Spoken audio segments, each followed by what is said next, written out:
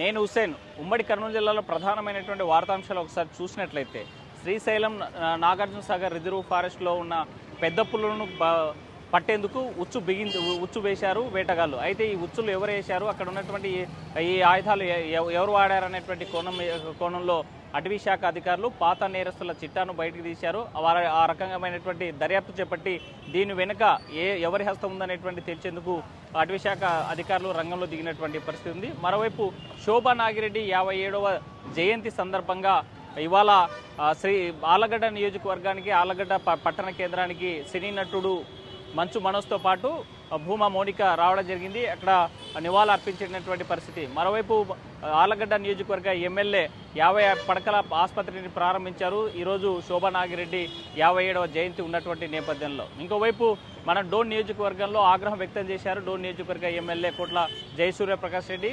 అధికారులు నిర్లక్ష్యంగా వ్యవహరిస్తున్నారు, పనితీరు బాగలేదు, మార్చుకోకపోతే మాత్రం శాఖపరమైనటువంటి చర్యలు తీసుకునేందుకు ప్రభుత్వానికి రెఫర్ చేస్తా అని చెప్పి ఘాటుగా కౌంటర్ ఇచ్చినటువంటి పరిస్థితి ఉంది. మరోవైపు ఇవాళ రాష్ట్ర వ్యాప్తంగా కూడా ఖాళీగా ఉన్నటువంటి ఈ టీడీపీ జిల్లా అధ్యక్షుల పదవులు మార్చేందుకు రంగం సిద్ధం చేసింది. ఆ నేపథ్యంలోనే 11 మంది జాబితాను ప్రకటించింది టీడీపీ అధిష్టానం. ఆ నేపథ్యంలో నంద్యాల జిల్లా అధ్యక్షులుగా ధర్మవరం సుబ్బారెడ్డి పేరు ఖరారు చేసినటువంటి పరిస్థితి ఉంది. ఈ నేపథ్యంలో ధర్మవరం సుబ్బారెడ్డి వర్గంలో ఆనందోత్సవాలు వ్యక్తమవుతున్నటువంటి పరిస్థితి. ఆ రకంగా ఇంటి దగ్గర కూడా సంబరాలు మొదలైనటువంటి పరిస్థితి మనకు కనిపిస్తోంది. ఇది ఇవాళ కర్నూలు జిల్లాలో ఉన్నటువంటి ప్రధానమైనటువంటి అంశాలు.